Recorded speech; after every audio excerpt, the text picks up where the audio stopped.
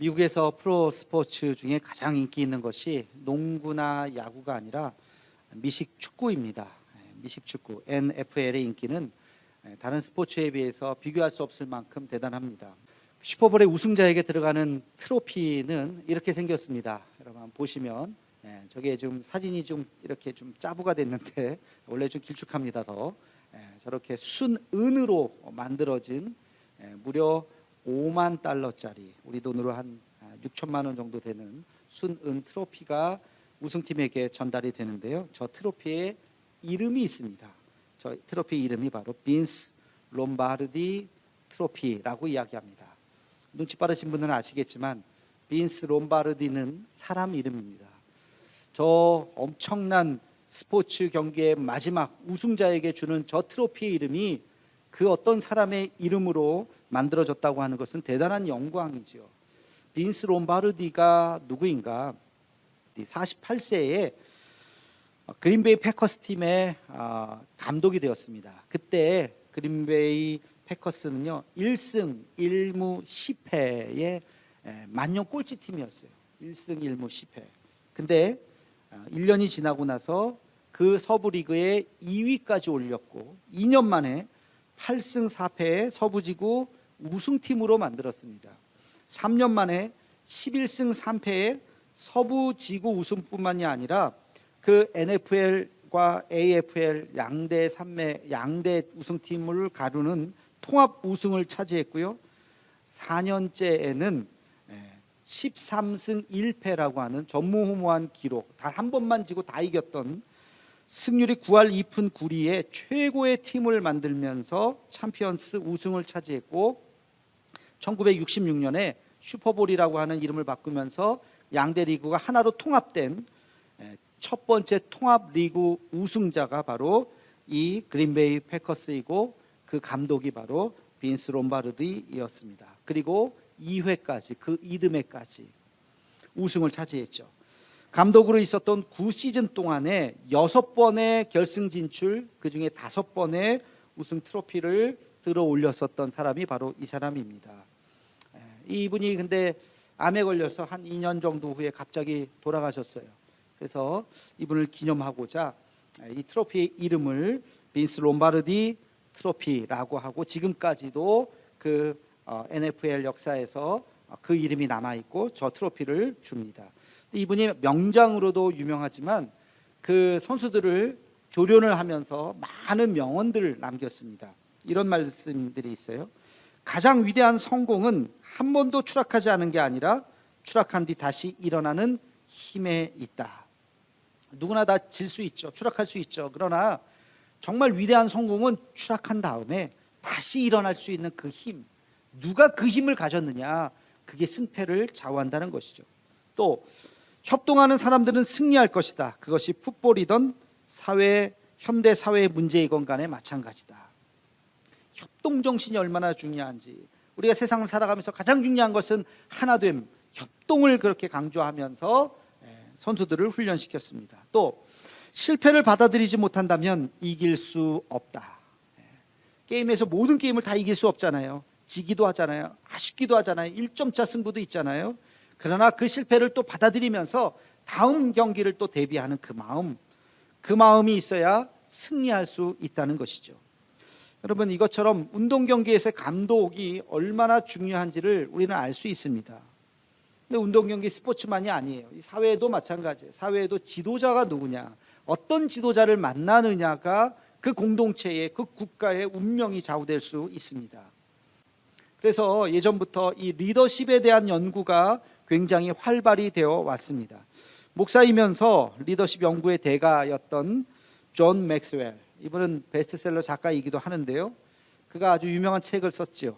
리더의 조건이라고 하는 책에서 현대 리더들이 가져야 하는 조건들 21가지를 나열했습니다. 너무 많아가지고 이게 뭐 21가지를 다 갖춘 사람이 과연 있을까 싶을 만큼 한번 그 항목이 뭔지 한번 들어보시기 바랍니다.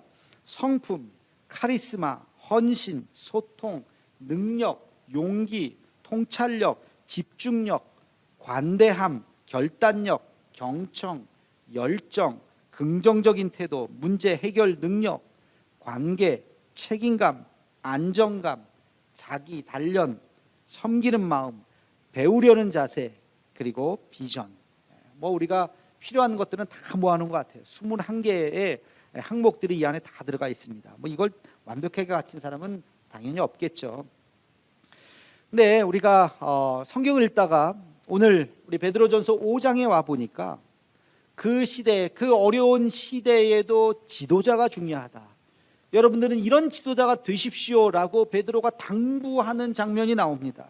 우리가 이것을 보면서 교회 지도자는 이래야 되는구나 라고 하는 것을 깨닫고, 이 가운데는 지도자도 있고 지도자가 아닐 수도 있지만 우리는 다 미래의 지도자가 되어야 합니다. 그리고 지도자가 아니더라도 이것은 아주 중요한 우리의 신앙의 방향을 이야기하고 있습니다. 우리가 어떻게 신앙생활을 해나가야 하는지, 어느 방향으로 우리가 믿음을 향해서 가야 할지를 이야기해 주고 있습니다. 그래서 오늘 말씀을 통해서 우리 지도력의 의미가 무엇인지, 그 덕목이 어떤 것인지, 또 신앙의 방향을 새롭게 찾는 시간이 되기를 주님의 이름으로 축원합니다. 오늘 말씀에 보면 베드로가 이렇게 이야기를 시작합니다. 1절 말씀 함께 같이 읽겠습니다. 시작. 너희 중에 장로들에게 권하노니 나는 함께 장로된 자요 그리스도의 고난의 증인이요 나타날 영광에 참여할 자니라. 아멘. 내가 장로인데 장로된 너희들에게 내가 당부합니다 하고 이야기해요. 장로라는 용어를 우리가 잘 기억해야 될 필요가 있어요. 초대교회의 제일 첫 번째 의무가 뭡니까? 복음을 전하는 거예요. 복음을 전하는 사람들이 이 사람 저 사람 나타나기 시작했는데 그 사람들을 일컫는 용어가 제각각이었습니다. 사도들이 복음을 전하기 때문에 사도들, 또 그냥 복음 전하는 자들, 또 구약의 말을 차용해서 선지자들, 또 교사들, 뭐 이렇게 다양한 용어로 쓰기 시작했는데 그 중에서 나이가 지긋하신 분들, 그리고 복음도 전하지만 교회의 일들도 이렇게 잘 관여하시는 그런 분들을 구약에 있었던 용어를 그대로 따라서 교회에서도 쓰기 시작했어요. 그게 바로 장로라고 하는 용어였습니다. 구약에 보면 장로가 있죠. 그 장로라고 하는 용어를 그대로 교회에서도 쓰는데 이들은 복음을 전할 뿐만 아니라 교회에서도 잘 치리하던 분들이었어요. 그래서 베드로도 자기 자신을 장로라고 이야기하죠. 내가 장로된 너희들에게 당부합니다 하면서 지금 이야기를 하고 있어요. 그래서 오늘날의 장로와 오늘날의 목사를 다 합친 그런 개념이 성경에 나오는 장로의 그런 역할이다라고 하는 것을 우리가 이해하면서 오늘 말씀을 이해하시면 좋을 것 같아요. 오늘 말씀에 보면 몇 가지의 리더의 조건이 나옵니다. 리더는 이래야 됩니다. 교회 지도자란 이런 사람이 되어야 합니다. 첫 번째는 2절에 나옵니다. 우리 함께 같이 2절 말씀을 읽겠습니다. 시작. 너희 중에 있는 하나님의 양무리를 치되 억지로 하지 말고 하나님의 뜻을 따라 자원함으로 하며. 여기까지. 하나님의 뜻을 따라 자원함으로 하라. 억지로 하지 말아라. 하나님의 일을 할 때, 주의 일을 할 때 교회 지도자들은 억지로 하지 말고 자원하는 마음으로 하라. 이걸 다른 표현으로 뭐라고 이야기할까요? 적극적이 되라는 거예요. 적극적이 되라. 소극적으로 하지 말라는 거예요. 뒤에서 어슬렁어슬렁 뒷짐 주면서 따라가지 말라는 거예요. 지도자들은 항상 앞장서서 하라는 겁니다. 빈스 롬바르디의 말을 인용하면 이런 말을 했습니다. 성공한 사람과 실패한 사람의 차이점이 무엇이냐? 그것은 힘과 지식이 아니라 의지의 차이에 있다. 그래서 항상 그는 경기에 나가기 전에 승리하기를 원하는가 하면서 질문을 하는 거예요. 승리하기를 원하는가? 그렇습니다. 승리하기를 원합니다. 그래서 우리가 좀 부족하고 준비가 덜 돼 있지만 그 의지, 승리를 해야 된다고 하는 불타는 의지를 가지고 싸울 때 아무리 강팀도 다 이겨낼 수 있다는 것이죠. 여러분, 이것이 바로 적극성이에요. 우리가 신앙생활을 할 때는 이래야 됩니다. 능동적으로 시켜서 일하는 것이 아니라, 하기 싫은데 억지로 하는 것이 아니라 적극적으로 능동적으로 앞서서 그 일들을 감당해야 되는 것이죠. 어느 회사에서 남들보다 승진이 빠른 한 사람이 있었답니다. 그분을 지켜봤던 학교 후배가 그 선배님을 불렀어요. 선배님 어떻게 이렇게 승진이 빠르세요? 비결 좀 하나 알려주세요. 그랬더니 그 선배가 하는 말이, 내가 자네니까 한 가지만 이야기하겠는데 잘 듣고 참고하시게. 그게 뭔데요? 간단해. 남들보다 출근할 때 10분만 먼저 오게. 별거 아닌 것 같지만 그 차이가 가장 빠른 승진을 가져오게 되는 차이라고 하는 것이에요. 여러분, 억지로 일하는 사람하고 기쁨으로 일하는 사람, 적극적으로 일하는 사람 보면 티가 날까요? 안 날까요? 티가 나요? 안 나요? 티가 납니다. 한 번은 쓱 모르고 지나갈지 몰라도 두 번, 세 번 보면 티가 나요. 저분 진짜 열정적으로 좋아서 하는 거구나. 아이고, 저분은 직분 때문에 어쩔 수 없이 와서 하는 거구나. 그게 티가 왜 안 나겠어요? 여러분, 어떤 일을, 사회에서도 마찬가지예요. 여러분이 어떤 직업을 가지셨던지 간에 그 직업을 사랑하고 그 직업에 대한 소명을 가지고 그 직업에 대해서 열정을 다해서 그 일들을 해야 됩니다. 여러분, 교회 일도 신앙생활도 마찬가지예요. 예수님께서도 말씀하셨죠. 어떤 사람에게 하나님께서 기도에 응답을 주신다고 합니까? 강청하며 기도하는 자에게 하나님께서 그 응답을 주신다 그래요. 강청해라. 그러면서 하나님 안 들어주시면 안 됩니다 하고 내가 목숨 걸고 기도합니다. 그게 금식 기도잖아요. 내가 목숨 걸고 기도하겠습니다. 그런 기도를 안 들어주실 수가 없는 것이죠. 로마서 12장 11절에 보면 이런 말씀이 있어요. 부지런하여 게으르지 말고 열심을 품고 주를 섬기라. 우리가 신앙생활 하는 것은 그냥 뒷짐짓는 게 아니라고요. 열심을 품고, 교회에서도 보면 10년, 20년, 30년이 지나도 신앙의 수준이 그냥 그대로이신 분이 계세요. 안 자라요. 근데 어떤 분은 1년이 지나면 정말로 신앙이 너무너무 커지신 분들이 있어요. 이 차이가 어디서 나는가? 적극성이에요. 적극성. 교회에서 하는 여러 가지 일들에 적극적으로 참여하고 예배에 참여하고 그 일들에 최선을 다하면 자기도 모르게 신앙이 자랍니다. 근데 그냥 뒷짐짓고 있으면 그렇지 않는다는 거예요. 여러분, 이것은 리더뿐만이 아니에요. 우리 모두가 신앙생활을 해 나갈 때 하나님 올해 우리에게 주신 이 은혜를 가지고 내가 최선을 다해서 적극적으로 신앙생활하기를 소망합니다. 이렇게 주님 앞에 나아가는 우리가 되기를 주의 이름으로 축원합니다. 두 번째 리더의 조건은 그 다음에 1절에 뒤에 이런 말씀이 있어요. 더러운 이득을 위하여 하지 말고 기꺼이 하라. 더러운 이득을 위해서 하지 말라. 다시 말하면 돈 때문에 하지 말라는 거예요. 돈 때문에 그것을 보면서 내가 어떤 대가를 바라면서 일하는 것이 아니라 무엇을 보면서 일해야 될까요? 비전을 보면서 일하는 거예요. 비전을 보면서. 돈을 받고도 일하지 않는 사람이 있어요. 그럼 뭐라 그래요? 사기꾼이라 그러죠. 돈을 줬는데 일도 안 해. 나쁜 사람이에요. 사기꾼이. 돈을 받은 만큼만 일하는 사람이 있어요. 뭐라 그래요? 사꾼이라 그래요. 사꾼. 여러분, 사꾼이 꼭 나쁜 뜻은 아니에요. 괜찮은 사람이에요. 받은 만큼 일하니까 뭐 괜찮아요. 그래도 사꾼이라 그래요. 받은 만큼 일하는 사람. 돈과 관계없이, 얼마를 받았던 관계없이 최선을 다해서 일하는 사람. 우리가 이런 사람을 일꾼, 비전의 사람이라고 이야기합니다. 그는 돈 때문에 일하는 것이 아닙니다. 자기의 사명을 가지고 일하는 사람입니다. 돈과 관계없이 자기의 궁극적인 목표를 향해서 달려가는 사람이죠. 제가 유튜브 이런저런 것을 보다가 이렇게 채널을 하나씩 이렇게 구독을 하면서 보기 시작했는데, 그 중에 제가 이렇게 가끔 보면서 아주 은혜를 많이 느끼는 채널이 하나 있어요. 그게 뭐냐면 자영업자들의 성공하는 스토리를 이렇게 유튜버가 이렇게 인터뷰 형식으로 올린 거예요. 시간은 짧아요. 뭐 짧은 건 10분, 뭐 15분, 뭐 길어야 한 17분짜리 이렇게 되는데, 성공하는 20, 30대들의 자영업자들 열심히 일해요. 야, 저런 직업도 있네. 저렇게 돈을 버네 하는 분들이 막 나와요. 그러면서 그분들에게 인터뷰를 합니다. 근데 그 촬영을 하는 그 유튜버가 꼭 질문하는 게 있어요. 일을 어떻게 시작했어요? 일을 어떻게 시작했어요? 하고 물어요. 그 매출이요, 한 달에 몇 억씩 버는 사람들도 있고요. 뭐 대단히 성공했어요. 짧게는 5년, 길게는 10년 동안 그 일을 하면서. 그러니까 그 질문을 받고 대부분 공통적인 답을 하더라고요. 이거요, 제가 우연히 시작했어요. 20대 알바하다가. 아르바이트는 다양한 걸 하게 되잖아요. 알바하다가 보니까 너무 재밌더라고요. 그래서 그 일을 몰두하게 됐어요.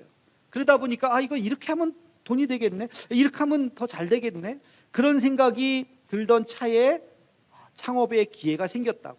그래서 그 일을 했는데 너무 운이 좋게 잘 됐다고, 그런 이야기를 하더라고요. 여러분, 아르바이트는 시간당 계산해서 돈을 받잖아요. 자기가 그것만 일한 게 아니에요. 몇 시간 일했으니까 내가 몇 시간 동안만 해야지, 그 돈만큼만 일해야지가 아니라 이 일이 굉장히 재밌네, 나랑 맞네, 적성에 맞네, 그 일에 대해서 최선을 다한 거예요. 주인도 고맙고, 그러니까 그 일을 하다 보니까 그 일에 대한 새로운 눈을 뜨게 된 것이죠. 여러분, 하나님의 일도 마찬가지예요. 신앙생활도 우리가 즐거운 마음, 기쁜 마음으로 할 때 우리의 신앙이 자랍니다.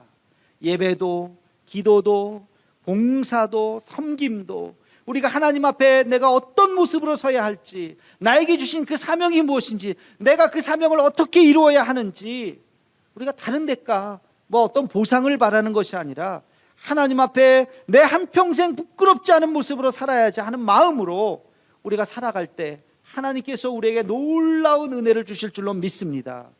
그런 비전의 사람들이 많아지는 우리 교회가 되기를 주님의 이름으로 축원합니다.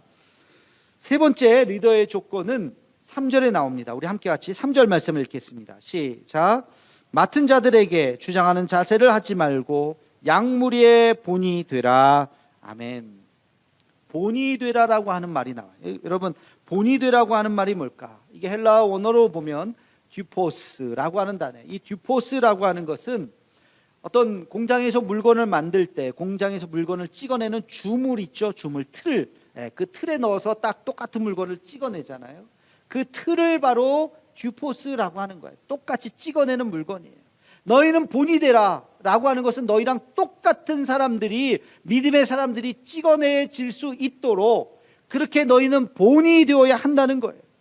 고린도전서 11장 1절에 보면 바울은 이렇게 이야기합니다. 내가 그리스도를 본받는 자가 된 것 같이 너희는 나를 본받는 자가 되라. 여기서 본받는다고 하는 것이 바로 듀포스예요. 내가 주님을 그대로 딱 한 바퀴로 찍어서 내가 그렇게 살고 있으니 너희는 나의 삶을 본받아서 그렇게 하나님의 자녀답게 살아라. 야, 여러분 그런 말씀 하실 수 있겠어요? 신앙생활은 나같이 하는 거야, 나를 잘 봐, 이렇게 말할 수 있겠어요? 바울은 대단한 분이에요. 이렇게 한번 질문을 해볼게요. 여러분 자녀에게 아빠같이 살아야 된다, 엄마같이 살아야 된다 라고 말할 수 있겠어요? 가끔 그러죠. 야, 아들내미한테, 야, 어떻게 너는 아빠랑 똑같냐 그렇게. 이게 칭찬이에요? 아니면 비난이에요? 너 아빠같이 되면 안 된다. 우리가 그런 얘기들 농담식으로 뼈 있는 얘기 하는데, 우리가 정말 내가 하나님 앞에 충성스럽게 잘 산다면 자식들에게 이야기할 수 있어요. 아빠같이 신앙생활 해라, 엄마같이 신앙생활을 해라. 이건 말을 하지 않더라도 자녀들이 보고, 야, 신앙생활은 저렇게 해야 되는 거구나. 야, 권사의 직분을 우리 엄마처럼 저렇게 감당해야 되는구나. 야, 장로 안수집사의 저 직분은 저렇게 해야 되는구나 하고 자녀들이 자연스럽게 그렇게 본이 되는 것이죠. 저는 한국교회가 여기서 실패했다고 봐요.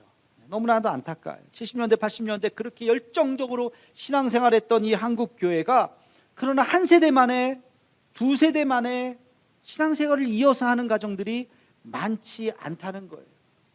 제 친구가 그런 얘기를 해요. 저렇게 신앙생활을 할 거 뭐하러 교회 다니나. 제가 고등학교 때 제 친구한테 그런 소리를 들은 적이 있어요. 저는 부러워했어요. 그 친구의 부모님들이 신앙생활 교회에서 잘하고 직분자였기 때문에 좋겠다 그랬는데, 아니야, 저렇게 신앙생활 할 거 뭐하러 교회 다니는지 몰라. 교회와 가정의 이중적인 신앙에 신음을 하는 거예요. 교회에서는 열심히 있었고 아주 잘 믿는 어떤 직분자였지만 가정에서는, 직장에서는 그렇지 않았다는 거예요. 목사는 목사다워야 되고, 장로는 장로다워야 되고, 집사 권사는 집사 권사다워야 되겠죠. 성도는 성도다워야 되겠죠. 교회에서든지 가정에서든지 직장에서든지. 여러분 직장에서 여러분 직원들이, 아이고 저분이 교회에 다니는 분이었어, 그럼 그렇지 어쩐지, 그렇게 칭찬받나요? 아니면 어머 교회를 다녀 저분이? 야, 이래서 내가 교회를 안 다닌다니까. 혹시 그런 소리를 들으시는 건 아닌가요? 그러면 안 되는 거죠. 어느 곳에 있든지 본이 되어야 되는, 하나님 앞에서 우리가 본이 되는 삶. 우리 자녀들이 나는 아버지처럼 신앙생활을 할 거예요, 나는 어머니처럼 신앙생활을 할 거예요 라는 그런 본이 되는 그런 우리 모두가 되기를 주님의 이름으로 축원합니다. 마지막으로 기억해야 될 리더의 조건은 5절에 있습니다. 우리 함께 같이 5절 말씀 읽겠습니다. 젊은 자들아 이와 같이 장로들에게 순종하고 다소로 겸손으로 허리를 동이라. 하나님은 교만한 자를 대적하시되 겸손한 자들에게는 은혜를 주시느니라. 아멘. 마지막 리더의 조건은 겸손입니다. 겸손. 이것이 리더십에 어떻게 연결되느냐, 바로 서번트 리더십, 겸손의 리더십, 섬김의 리더십이라고 이야기해요. 여러분, 리더십 하면 어디서부터 시작됐냐면 1532년 중세 정치 철학자 마키아벨리가 군주론을 썼습니다. 그가 섬기던 군주에게 바치는 책이었어요. 이것이 근대 정치학의 기초가 되었습니다. 수많은 정치 지도자들이 이것을 교과서처럼 여겼어요. 그런데 마키아벨리의 군주론에 보면 어떤 내용이 있느냐, 이런 내용이 있습니다. 군주가 나라를 지키려면 때로는 배신도 해야 하고 때로는 잔인해져야 합니다. 인간성을 포기해야 할 때도 있고 신앙심조차 잠시 잊어버려야 할 때도 있다. 할 수 있으면 착해져라. 그러나 필요할 때는 주저없이 사악해져라. 여러분, 이것이 마키아벨리식의 군주론입니다. 강압하라는 거예요. 민중들, 국민들은, 백성들은 어리석다. 빵 하나 던져주고 멱살을 잡고 끌고 가야 된다. 이런 아주 강력한 리더십이라고 얘기해야 되나요? 그것이 바로 전근대적인 리더십이었어요. 우리가 흔히 보스 같은, 보스는 잘해줄 땐 잘해주지만 냉철할 땐 또 잘라버리잖아요. 보스와 같은 카리스마적인 리더십 연구가들은 이것을 전근대적 카리스마적인 리더십의 시대가 있었다고 이야기합니다. 그러나 근대 이후로 새로운 리더십이 만들어졌는데 거래적 리더십이에요. 이것은 당근과 채찍에 잘하면 상을 주고 못하면 채찍을, 보상과 책임에 따른 아주 합리적인 리더십, 이것이 거래적 리더십입니다. 그러나 또 그 시대가 지나서 현대에 와서는 변혁적 리더십, 다시 말해서 리더가 비전을 제시하고 자기가 앞장서는 거예요. 가라가 아니라 나를 따르라 하면서 앞장서는, 비전을 제시하고 달려가는 그런 변혁적 리더십을 이야기합니다. 그러나 최근의 리더십의 경향은 거기 한 걸음 더 나아갑니다. 그것이 바로 서번트 리더십이에요. 리더가 섬기고 희생하고 겸손하게 모범을 보이라는 것입니다. 이것이 이 시대가 요구하는 리더예요. 대통령이나 우리가 지도자들을 뽑을 때도 그런 관점으로 보게 됩니다. 섬기는 것. 그래서 리더들이, 후보들이 뭐 그런 얘기 많이 해요. 우리는 국민을 섬기는 겁니다. 그런 얘기를 많이 하죠. 이 시대가 요구하는 리더들이기 때문에 그렇습니다. 여러분, 이 서번트 리더십 하면 생각나는 분이 있어요. 누구예요? 예수님입니다. 예수님은 이미 2000년 전에 이 땅에 오셔서 그렇게 희생하시고 그렇게 헌신하시고 그렇게 자기 몸을 주시면서 한 삶을 사셨습니다. 제자들을 씻기셨고 가난하고 연약한 자들을 긍휼히 여기셨고 자기의 목숨을 던지시면서 우리를 섬기셨어요. 그 희생과 사랑의 리더십을 우리는 배워야 할 것입니다. 여러분, 사람들 모이는 것은 2사람 이상만 모여도 리더가 필요합니다. 지도자가 필요해요. 모임을 이끌어 가야 돼요. 그 모임을 활성화시켜야 돼요. 교회도 마찬가지예요. 여러분들 중에 셀 리더도 있을 거예요. 선교회 회장도 계실 거예요. 항존직 분자들도 있을 거예요. 어떤 모임의 장들도 계실 거예요. 그리고 앞으로 그 장이 되실 분들이죠. 그렇다면 우리가 어떻게 신앙생활을 해야 되는지 오늘 말씀을 다시 한번 기억하면서 하나님이 원하시는 이 시대의 리더들, 이 시대의 성도들이 어떤 모습인지 매사에 적극적으로 나서고 미래에 대한 비전을 가지고 어떤 대가나 어떤 무엇을 위해서만 우리가 일하는 것이 아니라 하나님께서 우리에게 주신 그 사명을 향해서, 그리고 어떤 일이든지 본이 되고 그리고 앞장서서 섬길 수 있는 진정한 하나님의 백성, 이 시대에 하나님이 찾으시는 한 사람이 되기를 주님의 이름으로 축원합니다.